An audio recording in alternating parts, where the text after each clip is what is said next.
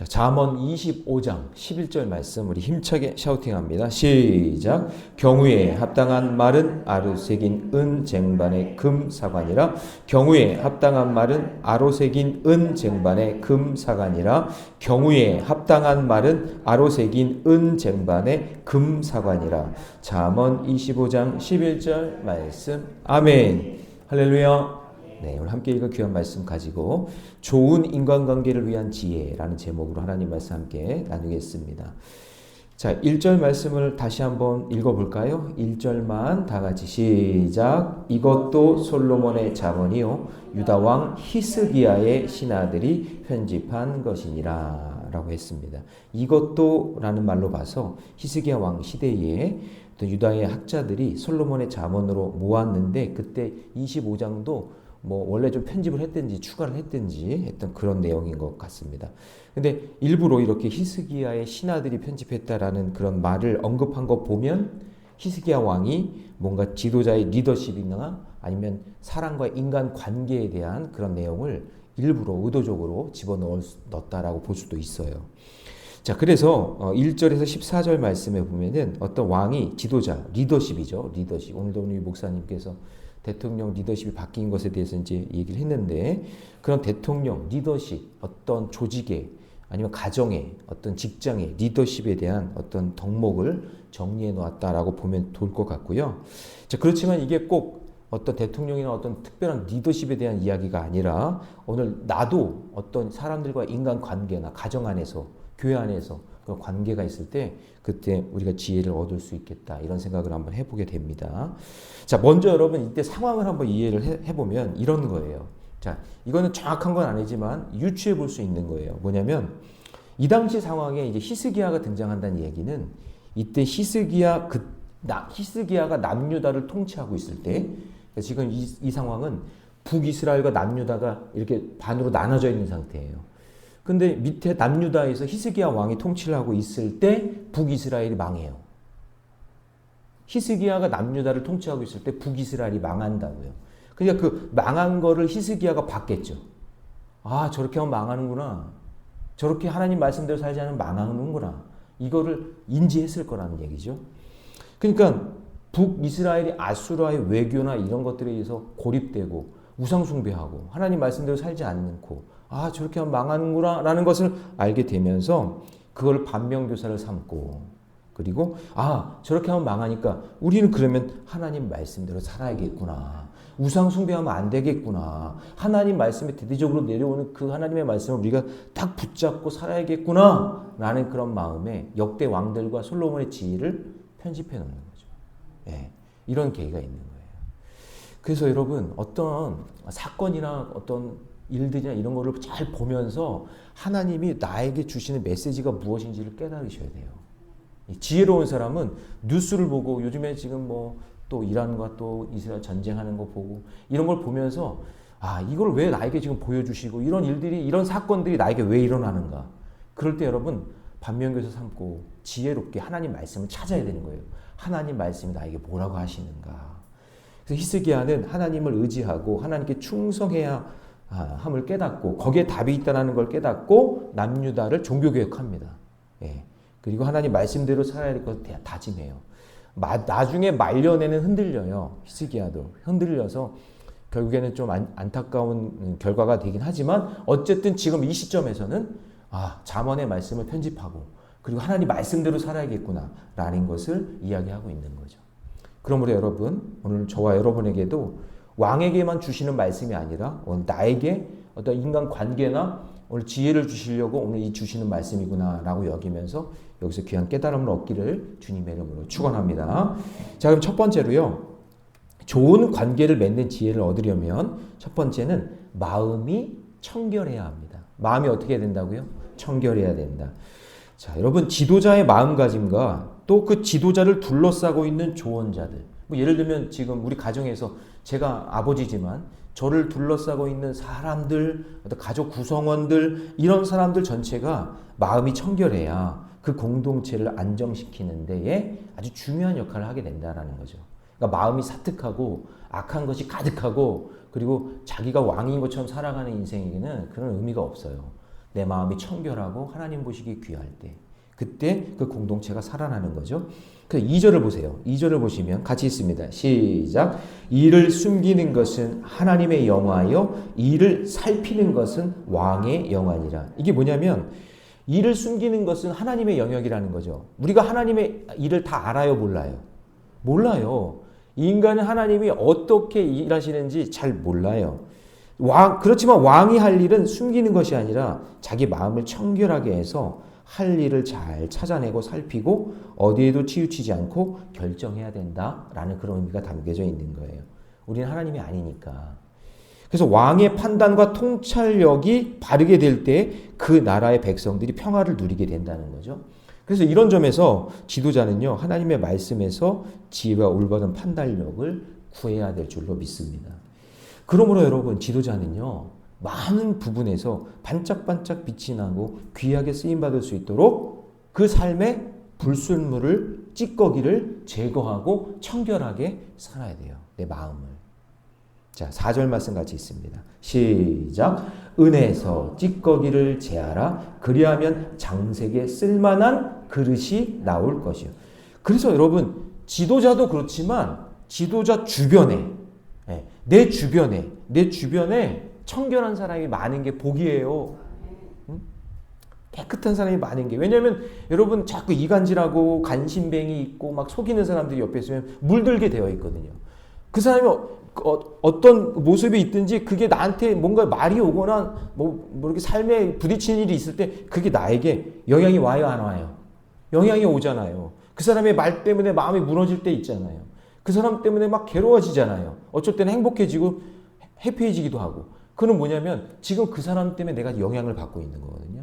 그러니까 나도 마음이 청결해야 되고 내 주변에 있는 사람들도 은혜, 아주 반짝반짝 빛나는 그 은혜 찌꺼기가 있으면 가치가 떨어지는 것처럼 여러분 주변에도 하나님, 내 가족이, 내 주변에 있는 사람들이 청결한 마음을 갖게 해달라고 여러분 기도하셔야 돼요. 여러분 대부분 나는 나 위해서만 기도하잖아요. 근데 그게 아니라 하나님, 내 주변에 있는 사람들도 마음이 청결해지기를 원합니다. 왜냐하면 그게 나한테 어떻게 해요? 영향을 받게 되기 때문에. 그래서 안 그러면은요, 그 사람으로 인해서, 여러분 지금 보세요. 정치적으로도 보면 이게 뭐 불법 리스크가 나오고, 불법 비리, 불법 게이트, 이게 왜 나오는 거예요? 자꾸 그 찌꺼기 같은 것들이 자꾸 드러나는 거잖아요. 불법이 자꾸 드러나는 거잖아요. 그래서 5절 말씀 같이 있습니다. 다 같이 시작. 왕 앞에서 악한 자를 제하라. 그리하면 그의 왕위가 그로 말미암아 경고히 서리라. 그러니까 끊어내야 된다는 거예요. 계속해서 뭔가 개선의 의지가 없고 계속 나한테 악한 영향을 주는데 이거 어떻게 같이 그렇게 살아가냔 말이에요. 어렵다는 얘기죠. 그래서 왕이 정치를 하는 데 있어서 진짜 마음이 청결한 사람들이 그 옆에 있어야 되는 거죠. 담임 목사님 저도 마찬가지예요. 부교육자가 좋은 사람이 있어야 되는 거예요. 저만 깨끗한다고 되는 게 성도들도 좋은 성도를 만나야 되는 거예요. 여러분 목회 망가지는 거는요. 뭐 엄청난 사건이 일어나서 그런 게 아니라 한 사람만 정말 작정하고 저한테 공격하면은 못 견뎌요, 못해요. 그렇죠? 여러분 그런 거 경험하잖아요. 진짜 한 사람이 나한테 그렇게 힘들게 하면 못 견디잖아요. 어렵잖아요. 그러니까 이런 거를 놓고 여러분 우리가 기도해야 되는 거예요. 그래서 히스기야 왕은 이거를 깨닫고, 이야, 저 아수르에게 그냥 하루아침에 망하네, 북이스라엘이. 그걸 보면서 야, 이러면 안 되겠구나 해서 성전 청결을 하는 거예요. 청소를 한단 말이에요. 아, 우상을 전부 다 찍어내고 전부 다 없애고. 그러니까 이게 있으면 나 계속해서 힘들게 만들어지는 거니까 그거를 정리하는 거란 말이죠. 그래서 여러분 청결한 리더십은 자신이 속한 공동체를 하나님 나라로 만들어내는 거예요. 어떻게 하든지 기도하면서. 그래서 여러분 예수님이 뭐라 했어요? 마태복음 5장 8절에 산상수훈에서 마음이 청결한 자는 복이 있나니 그들이 하나님을 볼 것이요. 마음이 청결한 자는 복이 있대요. 근데 하나님을 본다고 얘기해요. 근데 이 말을 여러분, 이 말씀을 한번 묵상해 보면 마음이 청결한 자가 있을 때 그 공동체 사람들이 하나님을 보게 되는 거예요. 그러니까 찌꺼기가 없고 청결한 그 마음이 있는 사람, 그 사람이 그 공동체를 하나님의 나라로 만들게 될 줄로 믿습니다. 근데 반대도 되겠죠. 안 그러면 마음이 막 지저분하고 청결하지 않고 불결하고 막 그런 사람들이 있으면 보이지가 않는 거잖아요. 그래서 기도해야 돼요. 하나님, 제 마음이 청결하고 내 주변에 있는 사람들이 마음이 청결한 자가 되게 해달라. 그렇게 기도하는 저와 여러분이 되시기 바랍니다. 마음이 청결한 부모가 되시면요, 그 모습을 통해서 자녀들이 하나님을 보게 될 줄로 믿습니다. 나 자신이 도덕적으로 청결할 뿐만 아니라 내 옆에 있는 사람들도 마음이 청결하도록 꼭 기도해 주시기 바랍니다. 적용 질문 드립니다. 당신은 주변에 어떤 사람을 두고 있습니까? 청결한 사람입니까? 아니면 부정적인 영향을 주는 사람입니까? 바라기는 하나님의 말씀으로 자신의 청결함을 점검하고 가정과 교회 공동체 안에서 의로운 사람으로, 청결한 사람으로 함께 동행하는 그런 귀한 복된 가정 되시기를 축복합니다. 자, 두 번째, 좋은 관계를 맺는 지혜를 얻으려면요, 겸손한 태도가 중요하다. 자, 6절 말씀 같이 있습니다. 6절 시작. 왕 앞에서 스스로 높은 채 하지 말며 대인들의 자리에 서지 말라. 자, 여러분, 겸손은 나를 낮추는 것이 아니라, 여러분, 제가 이런 얘기는 좀 잘 기억을 해놓으셨으면 좋겠어요. 신앙적인 겸손이 있어요. 세상적인 겸손이 있고. 세상적인 겸손은 내가 낮아지면 된다고 생각해요. 내가 낮아지면. 근데 여러분, 신앙적인 겸손은요, 상대방을 높이는 거예요. 왜냐하면 잘 보세요. 우리가 뼛속까지 다 죄인이잖아요. 너도 죄인, 나도 죄인, 에브리바디 모두 죄인이잖아요. 우리 모두가 다 죄인이기 때문에 우리를 더 낮춘다고 해봤자 그냥 죄인인 거예요. 그러니까 그게 더 이상하지. 뭐 뼛속까지 죄인인데 어디까지 더 낮춰져. 낮춰질 데가 없는 거예요, 우리는. 그러니까 나를 자꾸 낮춘다고 해서 낮아지는 게 아니에요. 더 이상해, 그게. 그러니까 우리는 상대방을 어떻게 하면 돼요? 높이면 돼요. 높여주면 돼요. 그게 신앙적인 겸손이에요. 그렇게 상대방을 높이는 그것이 나의 겸손함이 될 수 있는 거겠죠. 그러니까 이건 좀 능동적인 거죠. 그러니까 나를 자꾸 낮추는, 소극적인 게 아니라 남을 높여줘서 내가 겸손한 자리로 가는 거죠. 그러니까 여러분, 예수님이 그 혼인잔치 비유에서 그 낮은 자리, 말석으로 가라는 얘기가 있었잖아요. 말석으로 가라. 그냥 이게 뭐냐면 스스로 높아지지 말라라는 말의 의미도 있겠지만 일부러 말석으로 가라는 얘기가 뭘까요? 내가 말석으로 가면서 상대방을 어떻게 하는 거예요? 높여주는 거잖아요. 말석으로 가란 말이. 제가 그러면서 예화 하나 드렸죠? 제가 아는 친구 개척 예배를 드리는데 그날 감독님이 와가지고 이제 설교를 해주기로 했는데 감독님이 안 오신 거야. 그러니까 그 순간 감독님이 안 오시니까 모든 후배 목사님들이 긴장이 싹 풀리는 거지.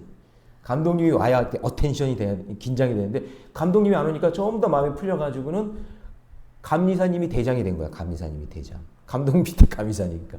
근데 감리사님이 그냥 상석에 앉아가지고 막 자기가 막 대빵인 것처럼 막 이러고 있는데 갑자기 감독님이 문을 싹 열고 들어오는 거야.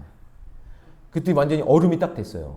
근데 자리 다 양보하고 다 밀려나가는 거지. 다 밀려나가는 거예요. 그러니까 여러분, 우리가 어디 서야 되는지, 우리가 어디 앉아야 되는지 그냥 미리부터 내가 그렇게 하는 게 아니라 남을 높여주는 마음으로 말석으로 가면 자연스럽게 하나님께서 나를 인정해 주시면 내가 어느 날은 뭐 가운데 앉을 수 있는 거고 그렇게 되는 거죠. 그러니까 내가 상대방을 높이려는 마음이 겸손이다라는 것을 생각하면 될 것 같아요.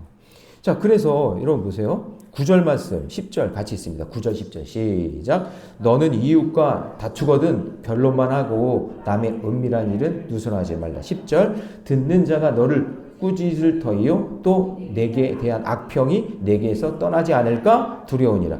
그러니까 여러분 살다 보면 인간 관계에서 갈등과 다툼이 있어요. 있죠. 있어요. 그럴 때 9절은 뭐라고 했냐면 변론만 하라. 자, 변론만 하라. 이게 뭘까요? 억울한 누명이나 아니면 억울한 누명이 있을 때는 해명하고 그리고 내가 잘못한 것에 대해서는 회개하고 사과하고 하라는 얘기겠죠? 그런데 그것에 대해서 저 사람이 잘못한 거가 들통이 났다면 내가 해명하고 사과한 것으로 끝내야지. 그거를 어디 가가지고 막 들춰내고 그냥 저 사람 흉보고 그렇게 다니면 그거는 건강한 리더십이 아니다. 그 얘기예요. 그거는 마음에 지금 문제가 있는 거예요. 그게. 그래서 이제 목사님, 아우 그냥 그 사람 때문에 그냥 힘들고 문제가 있는 거예요 지금. 자, 그래서 여러분 보세요. 이웃과 다툼은 조용히 해결하는 거예요. 가족과의 다툼도 조용히 해결하는데, 근데 그거를 그 허물을 비난하거나 욕하는 것, 그것은 성경적이지 않다 그 얘기예요. 자, 그런데 잘 보세요. 10절 말씀 잘 보세요. 듣는 자가 너를 꾸짖을 터이요 내가 대한 악평이 내게서 떠나지 아니할까 두려우니라. 자, 여러분 나의 수치를 드러내서 그걸 함께 기도하고 문제를 해결하려고 하는 것은 오케이. 그거는 하나님께서 그러려고 공동체를 붙여주신 거예요. 그런데 일방적으로 그 사람 어디 가서 흉보고 욕하고 비난하고 하는 거는 잘못된 거다 그 얘기예요. 그건 개선의 의지가 아니라 그냥 무조건 그 사람을 깎아내리려고 하는 거잖아요. 그게 아니라 우리가 함께 공동체에서 기도하고 할렐루야. 예. 어떻게 하면 이 문제를 은혜롭게 해결할 것인가. 이거를 놓고 우리가 함께 기도하는 거는 오케이. 그렇지만 어디 가서 비난하거나 흉보고 욕하는 것은 잘못된 거다라는 거예요. 그거는 겸손과 반대되는 거예요. 그래서 여러분 한번 생각해 보죠. 요셉을 한번 생각해 봅시다. 요셉 진짜 억울한 인생이죠. 진짜 억울한 인생. 그런데 보디발의 아내가 거짓고소로 감옥에 가게 되잖아요. 그때 요셉이요. 보디발에게 변명하지 않아요. 근데 여러분 물어볼게요. 보디발이 몰랐을까? 아내가 어떤 사람이고 요셉이 어떤 사람인지 다 알았어요. 다 알아요. 요셉이 그럴 만한 사람이 아니고 아내가 얼마나 그냥 성적으로 타락했는지 다 안단 말이에요. 사실 여러분 보세요. 종이 주인의 아내를 건드렸다? 아니면 그런 관계가 있다? 이때 당시에는요. 뭐 그게 사실이든 아니든 종을 그냥 죽여도 할 말 없어요. 그냥 죽이면 그냥 끝나는 거예요. 그런데 일부러 정치범들이 들어가는 감옥에 요셉을 보냈다는 얘기는 그 얘기 뭐예요? 보디발이 요셉을 생각하고 있는 거죠. 살리려고 하는 거예요. 아내가 나쁜 여자라는 걸 알고 있는 거예요. 그렇잖아요? 다 알고 있다. 그래서 여러분 겸손은 자기 자신을 막 뭐 변론하고 막 뭐 투쟁하고 막 이렇게 한다고 해서 그렇게 해서 해결되는 게 아니에요. 저 사람이 나쁜 사람입니다. 저 사람이 그랬습니다. 막 이렇게 얘기할 필요 없어요. 여러분 진실은 밝혀지고 언젠가 하나님이 선하고 아름답게 이끌어 주실 것을 믿습니다. 여러분 예수님이 우리의 왕이 되신 이유는 우리를 위해 십자가에서 죽으셨던 겸손의 왕으로 오셨기 때문에 그분이 우리의 구원자가 되는 거예요. 뭔가 쳐부시고 때리고 부수려고 오신 게 아니라 겸손의 왕으로 오셨기 때문에 그분이 우리의 진정한 왕인 줄로 믿습니다. 예. 그래서 적용 질문 드립니다. 나는 내 삶에서 얼마나 겸손한 태도를 가지고 있습니까? 바라기는 진정한 겸손으로 하나님 앞에서 내 위치를 인정하고 사람들과의 관계에서 내 자신을 드러내지 않고 섬김으로 살아가는 그런 인생 되시기를 주님의 이름으로 축원합니다. 자, 마지막 세 번째요. 좋은 관계를 맺는 지혜를 얻으려면요. 자, 이것도 중요한데요. 말에 정직함과 적절함이 있어야 돼요. 말에 뭐요? 정직함과 적절함. 자, 11절, 12절 같이 있습니다. 11절, 12절. 시작. 경우에 합당한 말은 아로새긴 은 쟁반의 금 사관이라 슬기로운 자의 책망은 청종하는 귀에 금고리와 정금 장식이니라. 자, 경우에 합당한 말과 청종하는 귀. 그러니까 11절에서는 경우에 합당한 말, 입이죠, 입. 말. 그 다음에 슬기로운 자의 책망은 청종하는 귀. 말과 귀에 대한 이야기가 나와요. 그러니까 경우에 합당한 말과 청종하는 귀는요. 그 관계를 은, 금, 정금, 보석같이 그러니까 아주 가치 있는 것처럼 만든다 그 얘기예요. 사람과의 관계에서. 자, 그러면 그렇다고 한다면 나의 말 속에 은, 금, 보석이 담겨 있는지 봐야죠. 내 하는 말이 그냥 막 거친 말만 막 나오는 게 아니라 내 말에 은, 금 같은 보석이 담겨 있는지. 그리고 또 하나는 뭐냐? 그 사람의 말 속에서 어떤 사람이 말하든 그 사람의 말 속에서 은을 찾듯이 금을 찾듯이 경청하고 있는지. 이게 중요한 것 같아요. 제가 말씀 묵상하면서 깨달은 거예요. 나의 말에는, 내가 자녀들에게 하는 말은, 내가 사람에게 하는 말에는 은금과 같은 보석이 있는지, 내가 저 사람이 나한테 하는 말에 그 말 속에 은금이 어디에 있는지, 이걸 내가 찾고 있는지, 여러분 그런 지혜가 있으시기 바랍니다. 그래서 여러분 내 곁에서 진실하게 말을 해주고 충성되게 말해주는 그런 사람이 있는 게, 내 곁에 있는 게 그게 복이에요. 그게 복이에요. 그게 만남의 복이에요. 아니 그냥 만남의 복 하면 우리는 그냥 나한테 잘해주는 사람, 그냥 뭐 이런 사람만 만나는 게 복이라고 생각하는데, 구체적으로 나에게 진짜 좋은 은금과 같은 보석 같은 말을 해줄 사람이 내 옆에 있는 게, 그게 진짜 복 아니겠어요? 그게 복이잖아요. 그래서 13절 말씀, 23절 말씀이 그런 의미가 있는 거예요. 같이 시작. 충성된 사자는 그를 보낸 이에게 마치 추수하는 날의 얼음 냉수 같아서 능히 그 주인의 마음을 시원하게, 여기 그냥 시원하게가 아니라 여기 읽을 때는 시원하게, 내 마음을 정말 뻥 뚫어지게, 내 마음에 정말 위로가 되는 그런 말을 해줄 수 있는 사람이 내 옆에 있다면, 그 사람은요 눈에 보이는 보석이 아니라 영적인 보석을 가진 사람과 같다, 그 얘기죠. 그럼 반대로 어떤 사람을 조심해야 될까요? 14절 시작. 선물한다고 거짓 자랑하는 자는 비 없는 구름과 바람 같으니라. 자, 이게 뭐예요?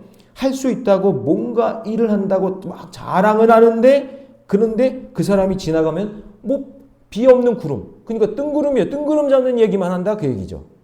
그리고 바람 부는데 뭐 잡히는 건 아무것도 없는 그런 허상스러운, 뭐 분위기는 막 띄우고 막 이렇게, 그게 분위기가 막 안 좋은 분위기든 좋은 분위기든 막, 그런데 지나고 나면 막 남는 게 아무것도 없어.